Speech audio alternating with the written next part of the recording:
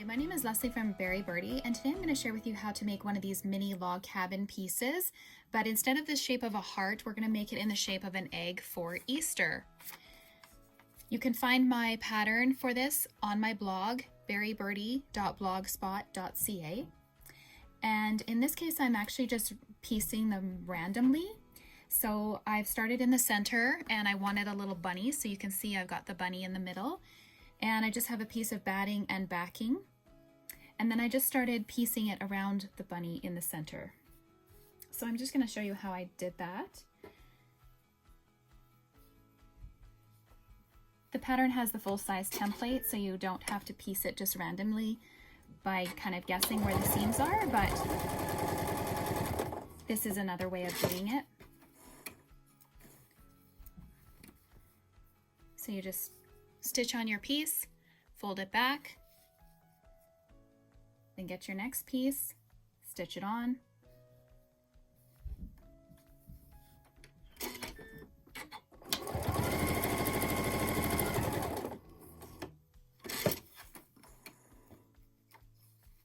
trim any excess if you like,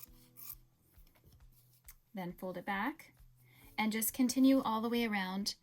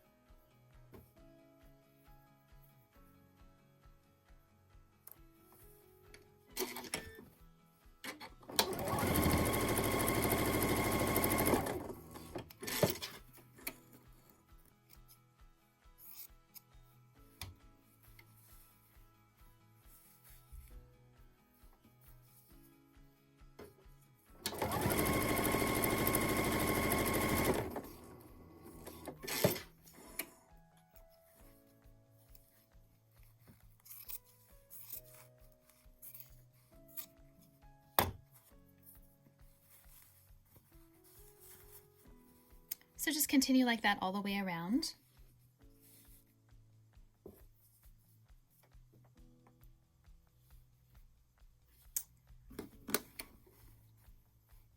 Okay, so you can see here I have stitched on the pieces almost here to the bottom, and I'm just going to take my template here and fold it in half, and I'm just going to line it up with this corners pieces here that match up all the way, and just open it up, and then I can determine if I need to stitch any more down here, and it looks like I've got enough.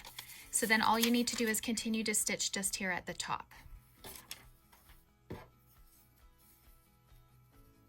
So we're just going to add a few more rows.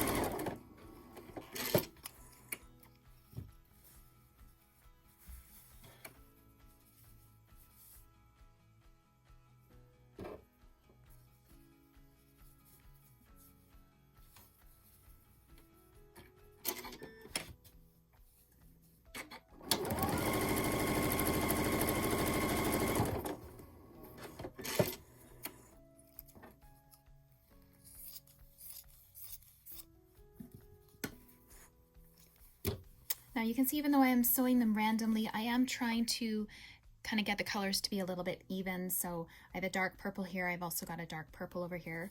So just try to place the fabric somewhat evenly so it looks uniform.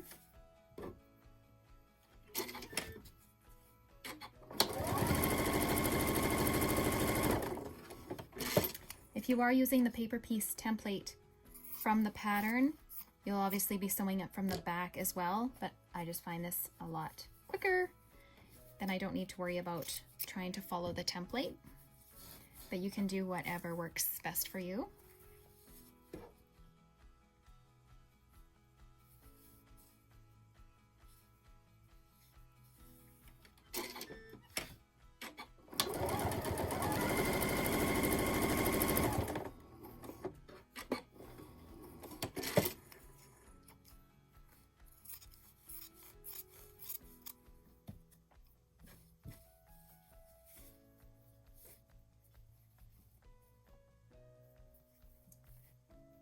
Got a lot of pink over here. I kind of have missing a pink over this way.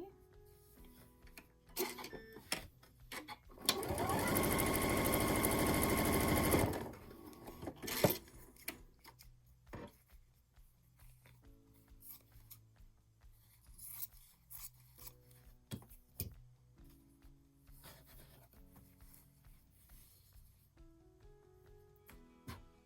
put a green on this side.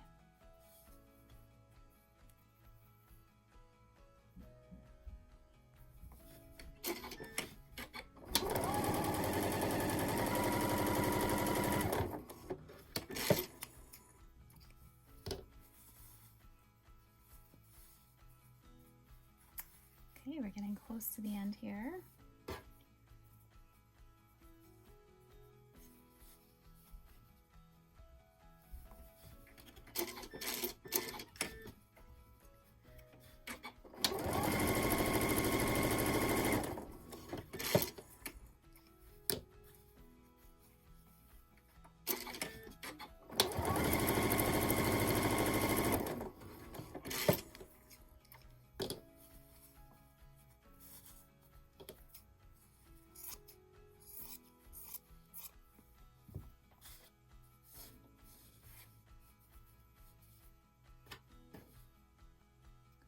Pink over here.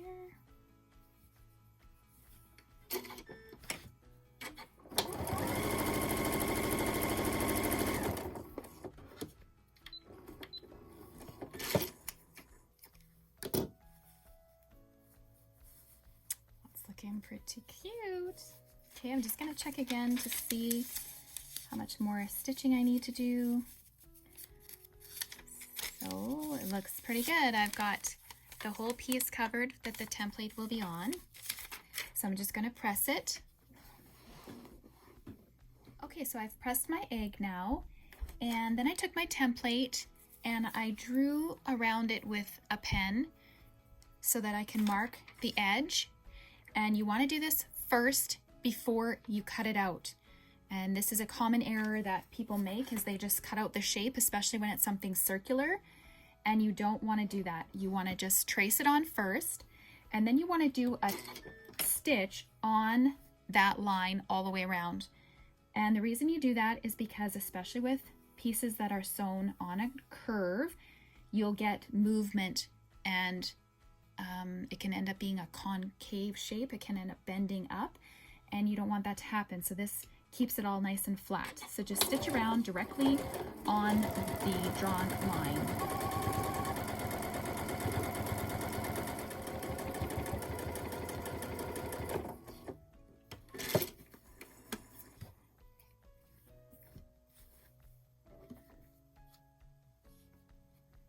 Okay, so once you've stitched around the outer edge, then you want to take some sharp scissors and you want to cut as close to that drawn or stitched line as possible without cutting into the threads.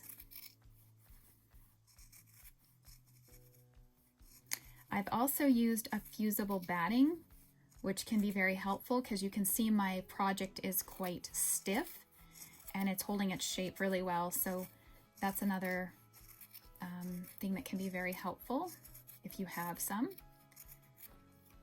Okay, so I've cut on the outer edges here.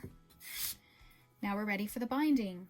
Now I use binding that is 1 inch thick, and in this case it's cut on the bias because it has to go around a curved shape. And I have this little trick where I use a piece of ribbon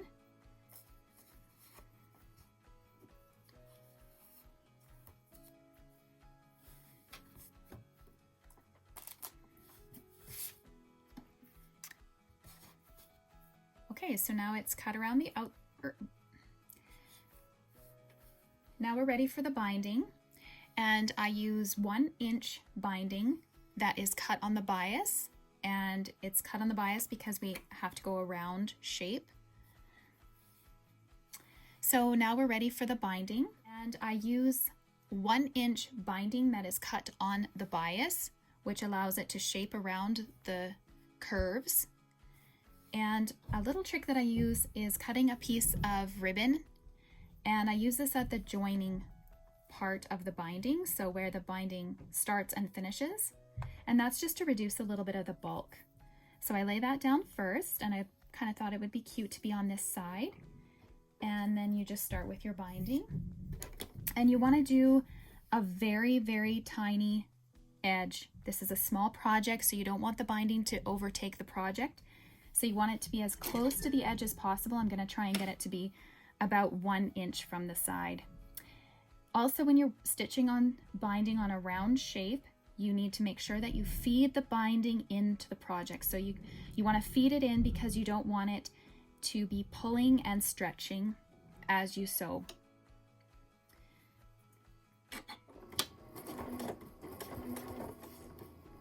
So I'm just feeding it, I'm not pulling it, I'm just gently kind of pushing it into the machine as it's stitching.